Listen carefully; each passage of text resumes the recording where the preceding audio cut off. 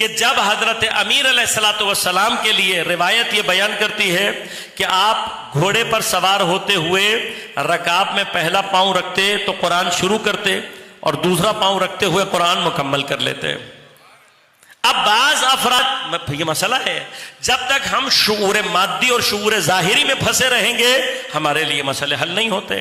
اب اگر آپ شعور ظاہری سے بات کریں گے تو آپ کو کیا نظر آئے گا کہ بھائی قرآن کو اگر بسم اللہ سے شروع کر کے والناس کی سین تک پہنچایا جائے تو تیز ترین صحیح تلاوت کرنے والا شخص بھی ایک جز کم از کم 3 منٹ میں ختم کرتا ہے، تو ایک عام آدمی بھی اگر صحیح تلاوت قرآن کی کرے تو اسے کتنے منٹ لگیں گے؟ کم از کم 90 منٹ۔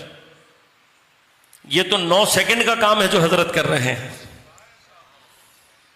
90 منٹ کم از کم۔ آپ فرض کریں ڈیجیٹل دنیا میں آ گئے ہیں، آپ کسی کمپیوٹر کو کہیں کہ بھائی تیز ترین اسپیڈ میں مجھے قرآن بائے بسم اللہ سے لے کر والناس کی سین تک سنا دو، پڑھ دو، ریسائٹ کر دو، تو ریسائٹ کرنے میں قرآن کتنا ٹائم لے گا؟ بہت فاسٹ اسپیڈ میں بھی آپ کریں گے تو کچھ منٹ پھر بھی لگ جائیں گے، لگیں گے نا کچھ منٹ۔ لیکن اب غور کیجئے گا، یہ ہے جب آپ اس کو قرآن کے ظاہر میں گھما رہے ہیں، بائے بسم اللہ سے شروع کر کے لا رہے ہیں والناس کی سین تک، ٹائم لے گا۔ لیکن آپ اسی کمپیوٹر کو یہ کہیں کہ مجھے قرآن میں یہ حروف تلاش کر کے بتا دو، یا یہ لفظ مجھے قرآن میں تلاش کر کے بتا، اب آپ نے جیسے ہی سرچ لکھ کر انٹر کیا، کتنی دیر میں وہ سافٹ ویئر آپ کو وہ سارے الفاظ لا کر دے دیتا ہے؟ کتنی دیر میں؟ ہاں، چند سیکنڈ میں۔ اب اگر اب ہمیں خود یقین ہے اس بات کا کہ جب سافٹ ویئر نے ڈھونڈ کر لا کر دیا ہے تو پورے قرآن میں کوئی جگہ اس نے چھوڑی نہیں ہوگی۔ کیوں نہیں چھوڑی ہوگی؟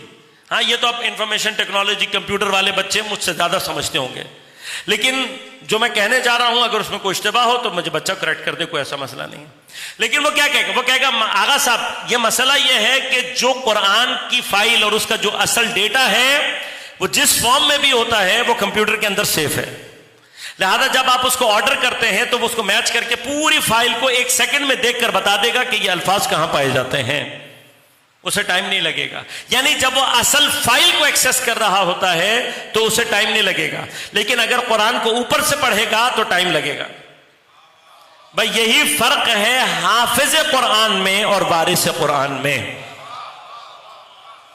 حافظ قرآن مجبور ہے کہ وہ قرآن کو اس کے الفاظ پر، ظاہری الفاظ پر پڑھے، تلاوت کرے، لیکن جس کے قلب میں قرآن کی حقیقت نورانیہ محفوظ ہو، ہمارے اور آپ کی اصطلاح میں جس کے قلب کے اندر قرآن کی اوریجنل فائل موجود ہو اور وہ اس اوریجنل فائل کو ایکسس کر سکتا ہو، اس کے لیے قرآن کو دہرانا 9 سیکنڈ کا کام بھی نہیں ہوتا، کیونکہ وہ ایکسس کر رہا ہوتا ہے۔ یہ فرق ہے دونوں میں۔